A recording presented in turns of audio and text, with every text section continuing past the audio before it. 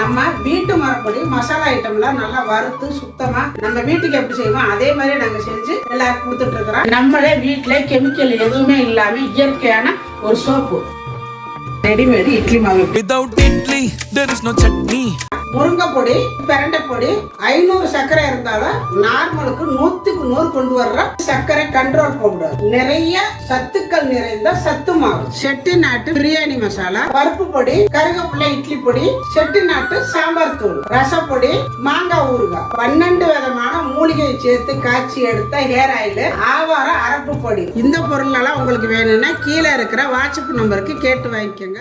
எல்லாருக்கும் வணக்கம். பரங்கிக்காய் கிடைக்கிற டயத்துல நான் செய்யற மாதிரி நீங்க செஞ்சு வச்சுக்கிட்டீங்கன்னா பரங்கிக்காய் நம்ம வீட்டுக்கு வேணுங்கிறப்ப இது தேடி ஓட வேண்டாம், நம்ம வீட்டிலே இருக்கும், வேணுங்கிறப்ப நம்ம எடுத்து யூஸ் பண்ணிக்கலாம். அதுக்கு ஒரு பரங்கிக்காய் எடுத்து நான் வச்சிருக்கிறேன். இதை நம்ம வந்து ஃபர்ஸ்ட் வெட்டிக்கலாம். நல்ல பெரிய காய்ங்க பாருங்க, எவ்வளவு விதை இருக்கு பாருங்க. இந்த விதையெல்லாம் எடுத்து நம்ம தனியாக வச்சுக்கலாம்.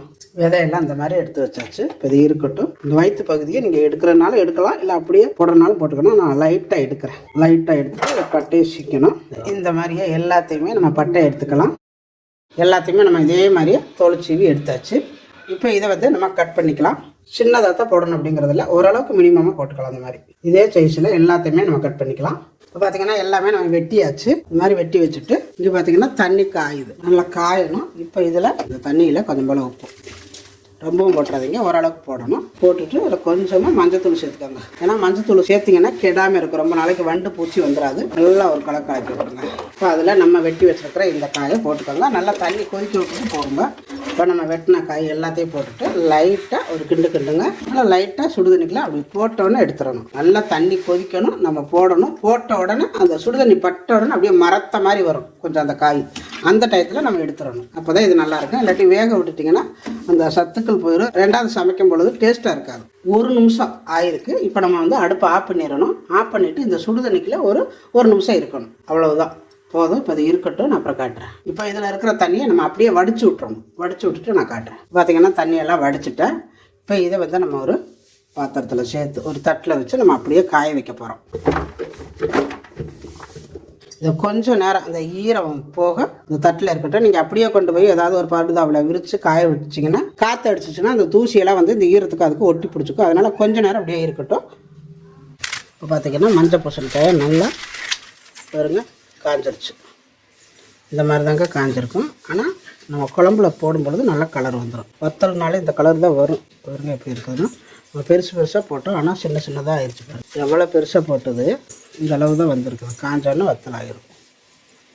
இதை ஒரு டப்பாவில் போட்டு வச்சுக்கிட்டால் நம்மளுக்கு வந்து எந்த நாளுமே நம்மளுக்கு வந்து மஞ்சள் பூசணிக்காய் இதை வந்து சாம்பார் வைக்கலாம், டிஃபன் சாம்பார் வைக்கலாம், சாப்பாட்டு சாம்பார், புளிக்குழம்பு, பொடி செஞ்சுக்கலாம். இந்த பருப்பெல்லாம் வறுத்து அரைச்சி நம்ம இட்லி பொடியாகவும் யூஸ் பண்ணிக்கலாம். அவ்வளோ நல்லாயிருக்கும், மணமாக இருக்கும். ஒரு டப்பாவில் போட்டு வச்சுக்கலாம். இப்போ நம்ம மஞ்சள் பரங்கிக்காயை காய வச்சு எடுத்துகிட்டு வந்துட்டோம்.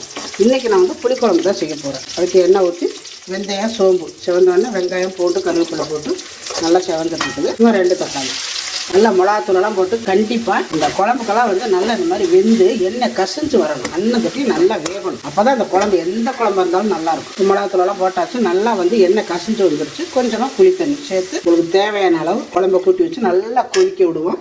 நல்லா கொதிக்க விட்டுறலாம். இந்த மாதிரி கொதிக்கணும். இந்த பக்கம் பார்த்தீங்கன்னா மண் பாத்திரத்தில் சாதம் வெந்துட்டு இருக்குது. அடுப்பை குறைச்சி வச்சுருக்கிறேன். இப்போ நம்ம காய வச்சுருக்கிறேன் இந்த வத்தலை எடுத்து உங்களுக்கு எந்த அளவுக்கு வேணுமோ அந்த அளவுக்கு சேர்த்துக்கோங்க. இப்போ நல்லா கொதி வரணும். நல்லா இந்த மாதிரி கொதி வரையில தான் ஒரு 2 கொதி வந்துருச்சு. இப்போ தான் வத்தலை போடணும். உங்களுக்கு எந்த அளவுக்கு வத்தல் தேவையோ அந்த அளவுக்கு சேர்த்துக்கோங்க. இது வந்து வெந்தோடனே பெருசாக வந்துடும். சாம்பாருக்கு இதே மெத்தட் தான். சாம்பார் எல்லாம் வச்சு தாளித்து விட்டுட்டு நல்லா கொதி வர விட்டு இந்த மாதிரி போட்டு இறக்க வேண்டியதுதான். இப்போ இது கொதிச்சு வரட்டும்.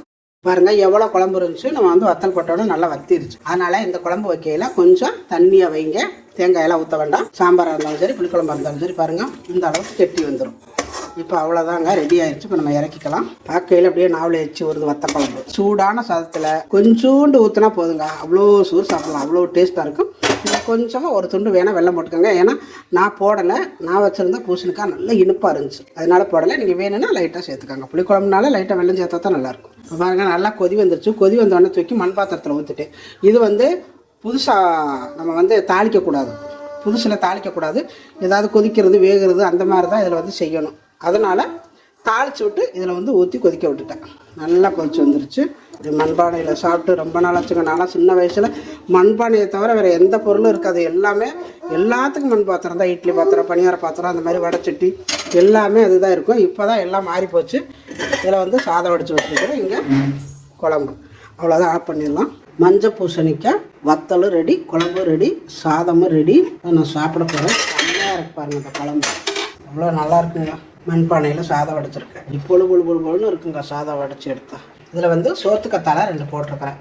ஏன்னா அது நல்லாயிருக்கும் சாப்பிட்றதுனால நான் 2 கீத்து போட்டிருக்கிறேன். இதுதான் சோத்துக்கத்தாழை. நல்லா சாப்பிட்றதுக்கு ரொம்ப நல்லா இருக்குங்க புளிக்குழம்புல போட்டால். அதனால் நான் சோத்துக்கத்தாழையை வெட்டி அந்த கத்தாழையை எடுத்து அதனுடைய உள்ளே இருக்கிற அந்த சோறு மாதிரி இருக்கிறத எடுத்து போட்டிருக்கேன். சூப்பராக இருக்குது. இந்த குழம்பு அவ்வளோ மனமாக அவ்வளோ டேஸ்ட்டாக இருக்குது. சீசன் டயத்தில் வாங்கி இந்த மாதிரியெல்லாம் நீங்கள் வத்தலை போட்டு வச்சுக்கோங்க. டிஃபன் சாம்பார், சாப்பாடு சாம்பார், புளிக்குழம்பு, இல்லை கடைகிறது, இட்லி தோசைக்கெல்லாம் கடையும் பார்த்தீங்களா, அந்த மாதிரி எதுக்கு வேணாலும் நீங்கள் யூஸ் பண்ணிக்கலாம். ரொம்ப நல்லாவும் இருக்கும். நல்லது கூட. இது வந்து நிறைய பேத்துக்கு தெரியறது இல்லை. அந்த டயத்துக்கு மட்டும் அதை செய்கிறாங்க. அது என்ன பண்ணுறதுன்னு தெரியல. என்ன பண்ணுறதுன்னு தெரியாமல் அப்படியே அழி போயிருந்து வச்சு கீழே போட்டுறாங்க. அந்த மாதிரி போயிடாமல் இந்த மாதிரி நீங்கள் செஞ்சு சாப்பிடுங்க. அந்த வத்தல் வந்து சாப்பிட்றதுக்கு ரொம்ப நல்லா இருக்கு. அப்படியே சாப்பிட்டா அவ்வளோ நல்லா இருக்குங்க. மஞ்சள் பூசணிக்காயோட வத்தல் நல்லா இருக்கும். இந்த மாதிரி சாப்பிட்டீங்கன்னா அவ்வளோ அருமையாக இருக்குது. நாவலை எச்சி ஊறுது பிணையில. அந்த பூண்டு, சின்ன வெங்காயம் எல்லாம் சேர்ந்து நல்லா வதக்கி குழம்பு வச்சிருக்கு.